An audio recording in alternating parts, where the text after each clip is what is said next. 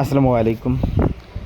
আপনারা এখন আমার হাতে যে পাখিটা দেখতেছেন এইটা সেই আমাদের হারিয়ে যাওয়া ২ মাস আগের ককাটেল পাখিটা। এইটা ফিরে আসার পিছনে একটা গল্প আছে।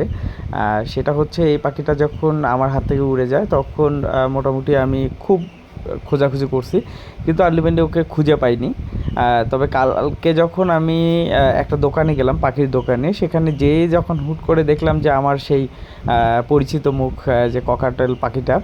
তো যখন আমি ওকে দেখলাম তখন একটা অন্যরকম ভালো লাগা কাজ করলো যে অনেক দিন পরে হলেও তাকে আর কি আমি আবার দেখতে পেলাম। পাখিটা চেনার একমাত্র কারণ ছিল ওর এক চোখ অন্ধ ছিল। পরে ভাইকে বললাম যে এই পাখিটা কোথা থেকে পাইলো, তো ও এক ছেলে নাকি তার কাছে বিক্রি করে দিয়ে গেছে। তো আমি আবার তাকে আবার টাকা দিয়ে যাই হোক ওই পাখিটাকে নিয়ে আসলাম।